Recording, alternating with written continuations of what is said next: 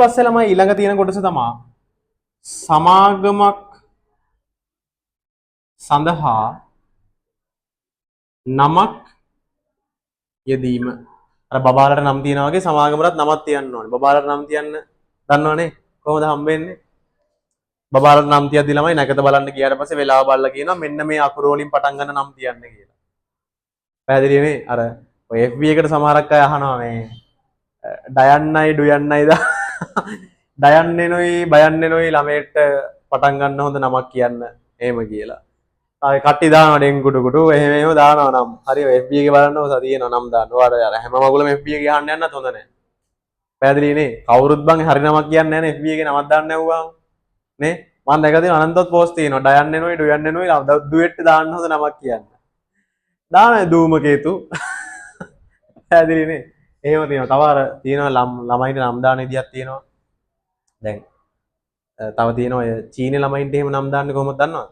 චීන ළමයින්ගේ නම් සාමාන්‍ය ඒගොල්ලන්ගේ මොන වගේද කියවෙන්නේ? චීනියාගේ නම් හැමතිස්සෙම චෑන් චීන් චෝන් ඔහොමනේ කියවෙන්නේ ළමයි නේ? එහෙමනේ තියෙන්නේ නේ. යෑන් චෝන් චීන් එහෙමනේ තියෙන්නේ. ඉස්සෙල්ලාම ගන්නවා මේ පොඩි තහඩු වාදනයක් ගන්නවා. තහඩු ඇලුමිනියම් වාදනයක් ගන්නවා. අරන් ඒක බීමට දානවා. අර බීමට දාම ඇහෙනවනේ ශබ්ද ටික චෑන් චෝන් චීන් චෝන් චීන් චාන් ගාලා. ඒකෙන් නම් දෙයක් කරන් තමයි දාන්නේ චීනියයි. හරිනේ? එහෙම නෑ නෑ විහිළුවට කිව්වේ නෑ නම් දාන්න. ඒව නම් දාන්නේ. හරි. මේකේ මේ සමාගම නමක් දාද්දි එහෙම ඉතින් සමාගමේ වෙලාව බල්ලි වෙලා මේ අකුරෙන් පටන් ගන්න හොඳ නමක් දාන්න කියලා එහෙම එකක් නෑ. මේකේ මෙන්න මෙහෙම රූල්ස් ටිකක් තියෙනවා. පළවෙනියට එක තමයි ළමයි දැන් මෙන්න මෙහෙම කතන්දරයක් තියෙනවා. සමාගම් වල ප්‍රධාන සමාගම් වර්ග දෙකක් ඔයා ඉගෙන ගන්න. මොනවාද? සීමා සහිත පෞද්ගලික සමාගමයි සීමා සහිත පොදු සමාගම. ඒතර ඔයාගේ ප්‍රධානම ඉගෙන ගන්න දෙක තමයි සීමා සහිත පෞද්ගලික සමාගම්. පැහැදිලිද? දෙවනිට ඔයා ඉගෙන ගන්න එක තමයි සීමා සහිත පොදු සමාගම්. පැහැදිලිනේ? ඔයා දන්නවා පොදු සමාගම් වලත් වර්ග දෙකක් තියෙනවා. මොනවාද? අර කොටස් වෙළඳ පොලේ ලියාපදිංචි වෙච්ච ඒවා තියෙනවා, වෙච්ච නැති ඒවා තියෙනවා. පැහැදිලිනේ? ළමයි කොටස් වෙළඳ පොලේ ලියාපදිංචි වෙච්ච සමාගම් වලට මොනවා කියලාද කියන්නේ?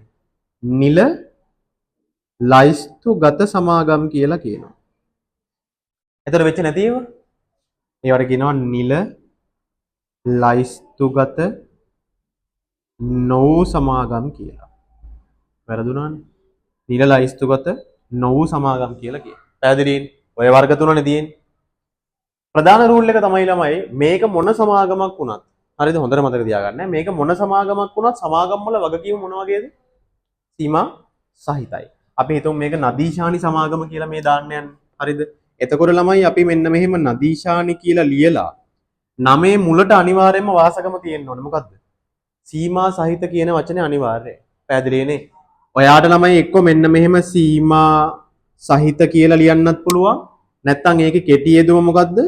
සීසර් කියලා ලියන්නත් පුළුවන්. පැහැදිලිනේ? මේ දෙක එකක්. හොඳේ සීමා සහිත සීසර් කියලා ලියන්න ඕනේ නැහැ.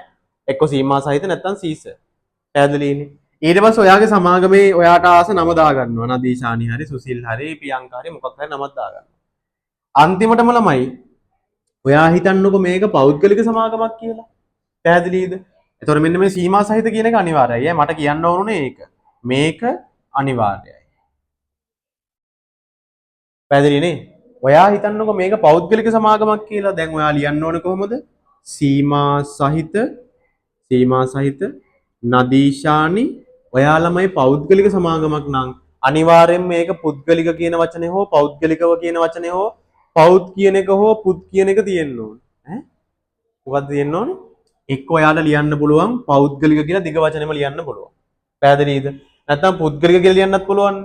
නැත්නම් ඒක කෙටි කරන්නත් පුළුවන්. පෞද් කියලා තිතක් තියලා ලියන්නත් පුළුවන්. නැත්නම් පුද් කියලා තිතක් තියලා ලියන්න හරියට ලියන්න ඕනේ. කුණුවරප එහෙම ලියන්න බෑ. අපි ලියමු මෙන්න මෙහෙම. පෞද්ගලික සමාගම. පැහැදිලිනේ? තේරුණානේ? එතකොට බලන්න පුතා පෞද්ගලික සමාගම විශේෂ ලක්ෂණ දෙක මොනවාද? සීමා සහිත කියන වචනේ අනිවාර්යයි. පැහැදිලිනේ? ඊළඟට පෞද්ගලික කියන වචනේ අනිවාර්යයි. තේරුණාද? දැන් ඔයාලට මෙහෙම නමක් දීලා આવොත් එහෙනම් මේක පෞද්ගලික සමාගමක්ද පොදු සමාගමක්ද කියලා ශනික බලන්න ඕනේ මොකක්ද යහද? මෙන්න මේක දී.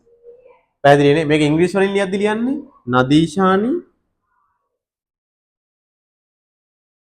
පෞද්ගලික කියන එකට ළමයි අපි දානවා මෙන්න මෙහෙම වරහන් ඇතුලේ private කියන එක. PVT දැකලා තියෙනවනේ PVT.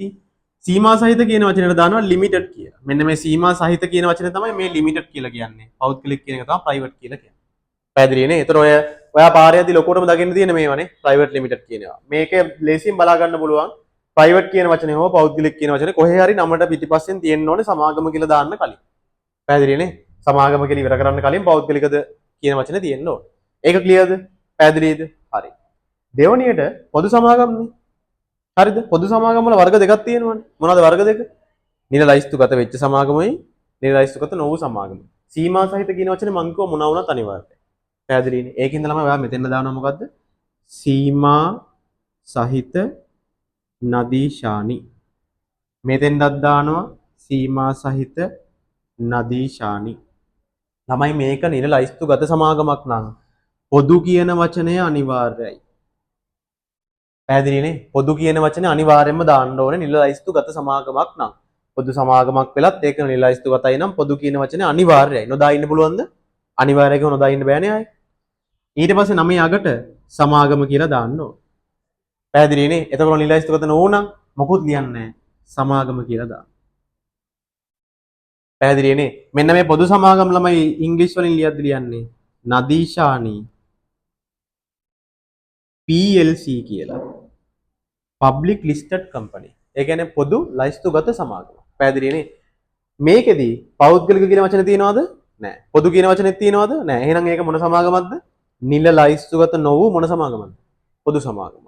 පැහැදිලිනේ? මෙන්න මේ තුන ඔළුවේ තිබ්බනම් ඔයාලා නම ලියන එක හරි MCQ එකක් අහන්න පුළුවන් සමහරක් වෙලාවට නිවැරදිව නම දැක්වෙන්නේ නැත්තේ මොකේද කියලා. පැහැදිලිනේ? නැත්තම් ඔයාලා ලියන ප්‍රශ්නයක් වුණත් අහන්න පුළුවන් පහත සඳහන් නම අරගෙන මේක මෙන්න මෙහෙම පෞද්ගලික සමාගම් වල නිලයිස්තුගත නොවු එකට දාන්න ඕනේ කියලා. පැහැදිලිනේ? මේකේ අනිවාර්ය එක තමයි සීමා සහිත කියන එක මොන සමාගමක් වුණත් අනිවාර්යයෙන්ම තියෙන්න ඕනේ. පැහැදිලිනේ? පෞද්ගලික නම් පෞද්ගලික කියලා තියෙන්න ඕනේ. නිලයිස්තුගතයි නම් පොදු කියලා තියෙන්න ඕනේ. මොකුත් නැත්තම් මොකුත් නැතුව තියන්න ඕනේ. පැහැදිලිනේ? ඔච්චරයි නම ගැන ලියද්දි මතක